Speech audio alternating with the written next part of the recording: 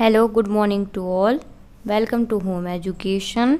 जैसा कि बच्चों, ये पॉलिटिकल साइंस से रिलेटेड मेरा दूसरा वीडियो है। पहला वीडियो में आप लोगों को जो इम्पोर्टेंट क्वेश्चन थे वो मैं आप लोगों को पहले ही प्रोवाइड करवा चुकी हूँ। आज की जो वीडियो है मैंने इसमें ऑब्जेक्ट पढ़ा है, जो आपके ऑब्जेक्ट कौन कौन से मोस्ट हैं, तो मैंने आपको उसमें ये बताया। इसमें मैंने फर्स्ट यूनिट से लेके 5 यूनिट तक टोटल मैंने इस वीडियो में आपको दिए हैं। तो चलिए देखते हैं कि कौन कौन से आपके जो ऑब्जेक्ट है मोस्ट हैं। चलिए, तो पहला आपका जो ऑब्जेक्ट है वो है प्राचीन भारतीय राजनीतिक चिंतन की प्रमुख विशेषता। आपको बताना है, एक ये वाला पढ़ना है आपको। नेक्स्ट देखिए, नेक्स्ट है आपका ये जो मैंने स्टार भी लगा रखा है, ये आपको बिल्कुल अच्छी तरीके से याद रखना है। राजनीतिक चिंतन का प्रथम प्रवर्तक कौन है? क्लियर हो गया। फिर देखो एक क्वेश्चन यहाँ पे, कौटिल्य का प्रसिद्ध ग्रंथ। अब आप यहाँ ग्रंथ से एक चीज़ और याद रखो, जो मैंने आपको याद हो जो मोस्टिंग लगवाई थी मैंने आपको पहली वीडियो में, जब मैंने यूनिट बाय यूनिट आपको मोस्टिंग लगवाई थी, तो उसमें आपके 13 या 14 कुछ राजनीतिक चिंतक थे। तो उन सभी के आपको वो कहाँ पैदा हुए थे, उन्होंने किस पर बल दिया था, मतलब किस राजनीति पे उनका सोचने का चिंतन क्या था। तीसरा, उनकी पुस्तक कौन कौन सी थी। ये आपको बिल्कुल हो तो याद करना है, ना हो तो आपको अच्छी तरीके से याद रखना है। आप ढूंढिए, पढ़िए, नहीं तो फिर जब मैं यूनिट आप लोगों को समझाऊंगी तब मैं बता भी दूंगी। लेकिन आपको ये चीज़ें, 3 चीज़ मैंने जो आपको बताई, बिल्कुल नोट कर लीजिए। इनको आपको पढ़ना ही पढ़ना है ऑब्जेक्ट के लिए। क्लियर हो गया। अब आगे बढ़ते हैं, और जो ज़्यादा मोस्ट है मैंने इनमें स्टार लगा रखा है, आप लोग देख सकते हैं।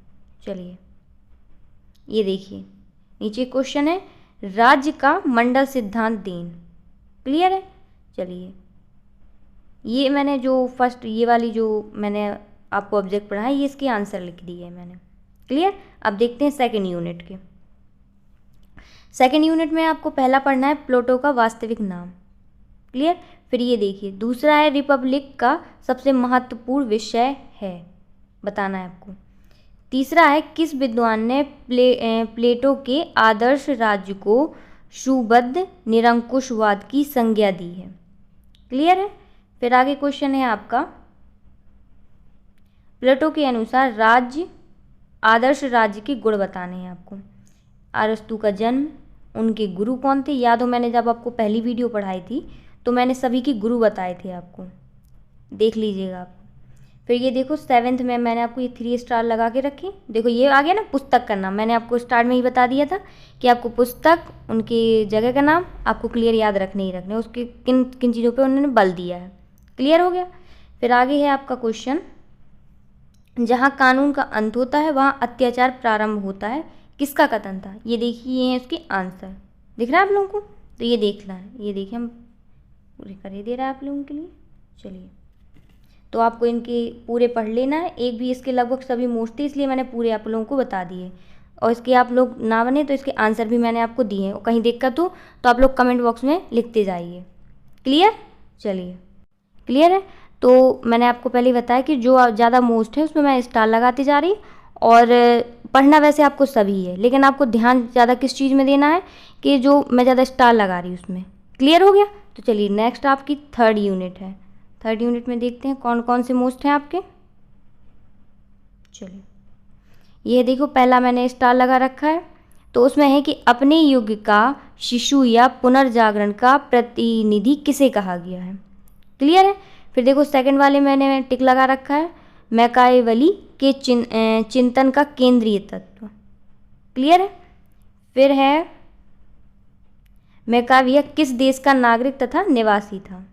ओके, तो ये जो मैंने मैकाइविया की चिंतन का केंद्रीय तत्व जो बताया, तो जब मैंने 1 मिनट, तो ये मैंने जो आपको बताया था कि चिंतन का केंद्रीय तत्व, तो मैंने आपको 3 बातें याद करने को ही थी कि पहला, पुस्तक का नाम आप सभी के याद रखना है।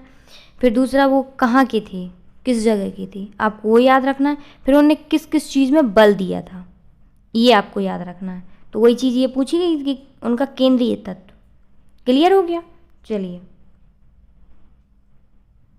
फिर आगे एक आप यहाँ पे ये वाला क्वेश्चन कर लीजिए, वह विचार जो राज्य के निषेधात्मक कार्यों का समर्थन करता है, ये आपको बताना है।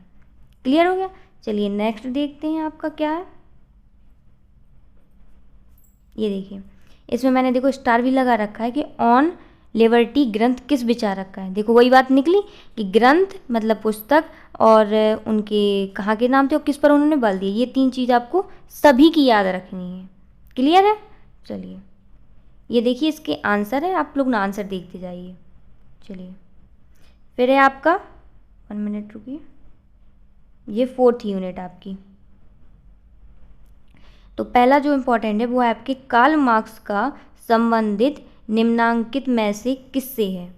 क्लियर। फिर देखो मैंने स्टार लगा रखा है, ये क्वेश्चन है कि पूंजीवाद का गंभीर विश्लेषण करने वाला विचारक।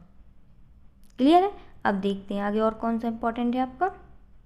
ये देखिए फिर सोवियत रूस की प्रजातांत्रिक क्रांति कब हुई थी। फिर एक और आपको याद करना है कि लेनिन का सबसे अधिक प्रभाव किसका पड़ा, मतलब उन पर सबसे अधिक प्रभाव किस चीज़ का था कि उनमें, जैसे कि मैंने आपको बताया था कि बल किस चीज़ पे जब प्रभाव पड़ा होगा तब वो बल देगा उसमें। क्लियर है। चलिए तो ये वाला भी आपको अच्छे से याद रखना है। देखो मैंने यहाँ पे स्टार लगा रखा है और ये वाला भी। क्लियर है। चलिए ये देखिए फिर आपको यहाँ से याद रखना है, इनका जन्म भी आप देख लीजिएगा। फिर है कि रॉय किस मार्क्सवादी विद्वान से मिलकर बहुत प्रभावित हुए थे। क्लियर। ये देखो स्टार भी लगा रखा है। फिर आपको एक और यहाँ पे क्वेश्चन याद रखना है कि मानवेंद्र नाथ रॉय ने नव मानवतावाद का दार्शनिक पक्ष अपनी कौन सी पुस्तक, देखो आ गया पुस्तक में लिखा है, वही क्वेश्चन आया जो मैंने आपको बताया था कि पुस्तक और किस चीज़ में बल देते थे उनकी जगह का नाम। देखो ये है इसके आंसर, तो आप लोग आंसर भी देखते जाइए। क्लियर। चलिए नेक्स्ट है आपकी 5 यूनिट। ये देखिए 5 यूनिट में देखो पहला क्वेश्चन है कि गांधी जी विश्वास करते थे। फिर है गांधी जी को कहा जाता था असहयोग आंदोलन। ओके तो ये गांधी जी हो गए। एक सेकंड रुकिए, यहाँ पे देखो डॉक्टर भीमराव अंबेडकर ये रहे। तो आपको अभी नहीं, जैसे आप अभी बीए कर रहे हो तो अभी आपको जितने भी इनके क्वेश्चन मिले तो अभी और लाइफ टाइम तक आपको जब भी इनके क्वेश्चन रहें आपके लिए वेरी मोस्ट है। क्लियर। और आपके सिलेबस में है तो वेरी मोस्ट है ही। क्लियर है। इसलिए मैंने इसमें देखो स्टार 1 भी नहीं लगाया। कैसे लगाया है कि इसमें देखो 4 क्वेश्चन है आपके गांधी जी के, है ना, लाइन बाई लाइन, बल्कि 5-6 तक, इनकी मृत्यु तक 6 क्वेश्चन है, इसलिए मैंने डायरेक्ट ये लगाया कि आपको ये पूरे पूरे पढ़ने हैं। फिर देखो नीचे आ जाओ आप डॉक्टर भीमराव अंबेडकर के बारे में, तो ये भी आप में, इसमें भी मैंने 2 ही बताया कि आपको, एक तो गांधी जी और डॉक्टर भीमराव अंबेडकर दोनों इंपॉर्टेंट है, तो आपके इसमें कोई भी ये नहीं कहूँगी कि ये वाला इंपॉर्टेंट है। चलिए नेक्स्ट है आपकी, ये देखिए फिर है आपका कि लोहिया ने अपना शोध प्रारंभ लिखा। क्लियर है। किस भाषा में उन्होंने लिखा था ये आपको बताना पड़ेगा। देखो इंपॉर्टेंट भी है, मैंने स्टार भी लगा रखा है। चलिए फिर आपको एक चीज़ और यहाँ पे याद रखनी है कि डॉक्टर लोहिया का देहावसान हुआ, मतलब उनकी मृत्यु। इसके देखो फिर आंसर भी है मैंने रखे। तो जो आपके फर्स्ट यूनिट से लेके 5 यूनिट तक ऑब्जेक्ट थे वो मैंने आपके कंप्लीट करवा दिए हैं। जो उनमें ज़्यादा मोस्ट थे वो भी मैंने आपको बता दिया है। तो आपको कोई भी दिक्कत हो ऑब्जेक्ट में तो प्लीज़ कमेंट बॉक्स में आप लिख दीजिएगा, और वीडियो को लाइक कीजिए, शेयर कीजिए। अगर चैनल अभी तक आप लोगों ने सब्सक्राइब नहीं किया है तो आप सब्सक्राइब भी कर लीजिए। थैंक यू बेटा।